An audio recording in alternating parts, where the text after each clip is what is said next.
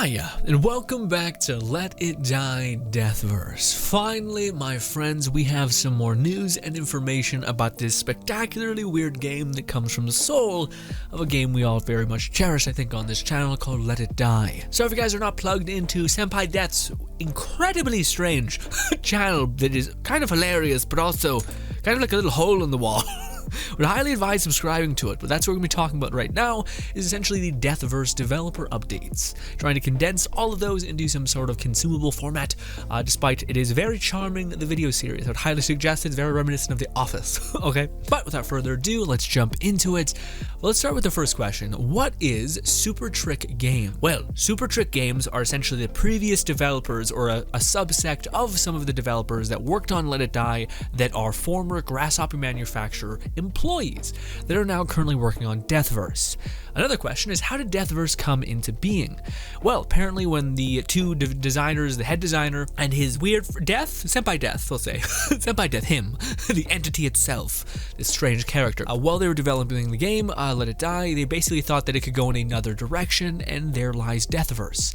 Now, one thing that they make clear is that actually Deathverse is not Let It Die 2. Deathverse is quite different than Let It Die, and we'll talk about that when we eventually see the gameplay and then talk about it. But one thing the developer also talks about is that Deathverse is made by the people that made Let It Die. So if you like certain things about Let It Die, there's a high probability that you'll like Deathverse. Another thing I'd like to point out is that both of these games are free, so we'll be able to try them. So don't throw in the towel too soon, my friend. But no, I find that incredibly interesting, the fact that these were like the kind of skeleton crew of the people who made the game we dearly like, Let It Die. Another thing is, what is the soul of Deathverse? What is it trying to achieve? Well, apparently it's trying to achieve a place where you can exchange blows all over the world. Or another way to phrase it, how can we get people to destroy each other? Also, they mentioned some fun things about basically having shooting in the game, but then decided to nix it altogether. Well, there's a little bit of shooting in the game still, which is probably kind of like the skeletons of that, but still. Also, they are getting closer and closer to giving this overall goal of Deathverse to destroy each other almost completed. So the game is getting closer and closer to being finished. Another thing that the lead designer said is, we are creating a game that speaks to everyone's interest around the world. To destroy? Okay. Destroy friends, maybe? Okay. That also seems toxic, but anyway. So the second dev diary that they talked about was interviewing, of course, the sound designer / music head, and of course, it is awesome listening to them both riff. But what they talk about in this dev diary is that the atmosphere of Let It Die versus Deathverse is very different. Let It Die is very metal, rock and roll, kind of badass in that way, but Deathverse is more funk and kind of poppy, it seems like. And again, this is the best way that I could articulate it, is literally with the clip that they showed right here. はやっぱりどっちかというと、なんかこうその予定調和じゃないですけど、本当にこう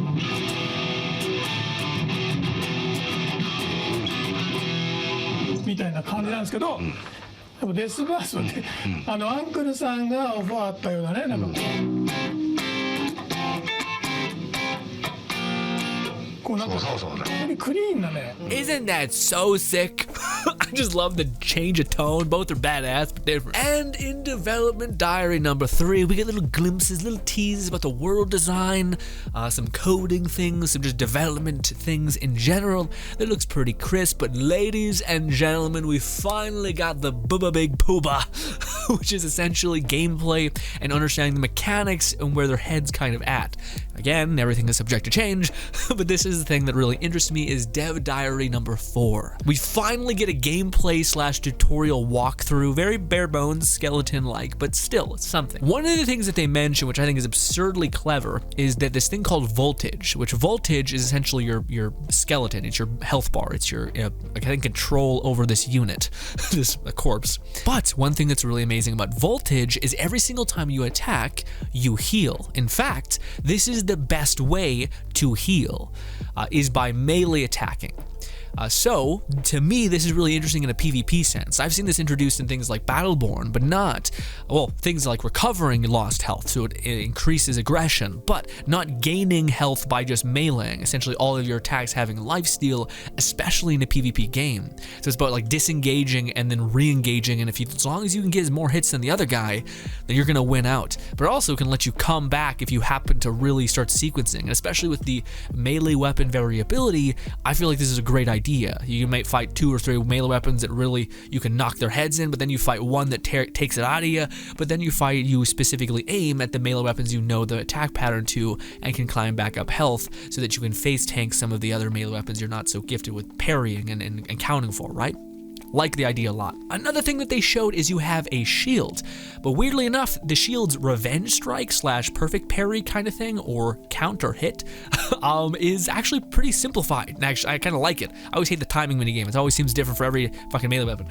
But this counter strike or revenge strike, you just hold up your little bot shield, and then when an enemy contacts, then you quickly hit the attack button and you do a weird counter attack, which seems pretty nice. Although it does seem like I hope there's a cap or a limit on that, or otherwise that will just turn into whoever attacks first loses. Granted, they do also say that you also have a ranged fireball attack / like an electric probe. So when you hold out your shield, you can attack or fire basically a ranged bullet. But the bullet apparently doesn't do a lot of good damage, but just kind of meant to shake things up, which looks pretty cool. But again, melee seemingly is the mainstay, the main thing that you're going to want to get good at and format yourself around. Thank God! Put an arrest to the era of the Kamas. Ugh. Also, eating mushrooms is, of course, back. This is in the same world as, of course, Deathverse. Also, that's something they mentioned in the past. The Deathverse is... this is in the same world, but I think it's a couple years in the future just so they don't fuck up Let It Die 2, but also that they can have fun with this weird concept. Cool. Mushrooms seemingly are faster to consume, as well as give you a variety of buffs. They also can give you health. Also, the Death Jamboree is the TV show that we're actually part of within Deathverse, but now we have something I think is what I've been waiting to personally understand. Essentially, a gameplay loop that exists within Deathverse is that you're thrown into this arena with a bunch of other combatants, and very similar to other battle royales, one by one each zone will start to get polluted, canceling off an area one at a time. And of course, you want to stay out of that area. But there's one more haphazard thing that they threw into this. There are hunters. Hunters, essentially, I think are just like death zones that will lock onto you and then start really mowing you down. I don't know if it's just a complete instant kill or if they start to hunt you, like chase you to a certain degree. And the reason why I think these exist within the game is not only to alienate you from going to certain areas or there being a cost to going to certain areas, because you can also hide from them. If you're outside their field of view, you're okay. But I think what these are kind of meant to do is, and there's a lot of gameplay mechanics that are at play where you'll take damage and you'll run away, but people can chase after you or hit you with a ranged hit. So if someone is hard, like constantly staying on top of you and you're at 1 health because you lost the encounter more or less, well, maybe you can run into this hunter and maybe get aggro to be chucked on him, punishing the person chasing you so mindlessly, I guess. I think that's what it's meant to be used as, or at least I hope that's one of the ways it can be. And lastly, this is one of the cooler things, just generally you guys have been seeing it throughout the course of the time. The melee looks clean, looks like you have a lot of abilities, looks like it's also like stylized, like as if you're a TV show is filming you, like the camera punches in, you see these larger than life sweeping attacks with your katana, melee weapon, or whatever. And it also seems like you have these abilities that can kind of quickly punish enemies who are a little bit too good, so that you can always kind of take a chunk out of the enemy so that the next encounter they're potentially a little bit weaker. Granted, they're unable to contact with you and hit with you too much or hit you too much. One of the things that I was surprised to see when I first seen the tutorial, but there is actually like a climbing / seemingly a refined movement system within the game. Faster animations, quicker movement, etc. But I really didn't understand why they put this in here until I seen what happened at the very end of the video, where the main dude was getting wrecked a little bit and chose to break off and run away. And how he did that was, of course, by climbing a bunch of things, and it's basically like the movement system has been improved because you need to run away like a pack rat to try to survive, basically just scurry off. So of course the movement has been improved in that regard, and that looks pretty interesting. Honestly, what sells me on the game is I like the idea of the aggression on health attacking, so you can kind of be rewarded for being skilled. But I think you can still get ganked, like you can still get like 3 hit and just get melted. Also, I like the idea of there being this style to the game, this like music, this atmosphere. It also does look like it's not the biggest development team you've ever seen, so that may be why the levels may be smaller, but maybe more varied and maybe more different. Also one of the things we've seen in developer stuff that I didn't really mention was, of course, there was a lot of cool armors that they showed and things like that. But all in all, I think Deathverse is looking pretty interesting. I just think the combat looks fun. I hope that there are ways that they come up with to leverage an advantage. I like the idea of hunters and kind of utilizing using that. I also wouldn't mind some cool ideas with traps that are kind of hard to see. Granted, not too hard to see. Hopefully there's skill development there, but I would hope that there's multiple ways to kind of get one over on your enemy, rather than just perfectly knowing that this weapon can sequence here and all of these things. But it'll be interesting to see what people put too much pressure on, because I think people will. People will probably try to melt some enemies with range damage. Some people will probably try to yoink kills when an enemy's about to die by smacking a firebolt into them as they're about to die. Some people will literally just wait on the outskirts until an enemy gets scared and starts to run away, and then chase and kill them. So I think there's going to be all kinds of people who are going to be showing their colors in the arena. But supposedly there's a big announcement on the Uncle Death channel. By the way, go subscribe to that channel. It's a very weird time, but if you like some Let It Die and interested in Deathverse, then by all means, that's right there. I've always tried to wait until there's a sizable amount of info before I can make this video.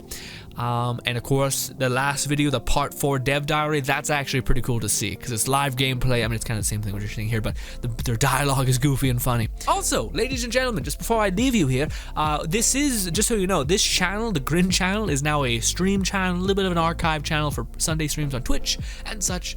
But it is also going to be still the home for our like kind of roguelike difficulty kind of games.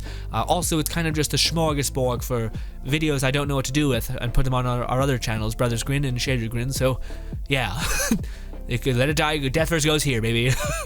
But alas, ladies and gentlemen, hopefully you enjoy the rest of your day. Thank you so much for your time. Hopefully consider subscribing if you have not already. Thank you kindly again, and goodbye, my friends.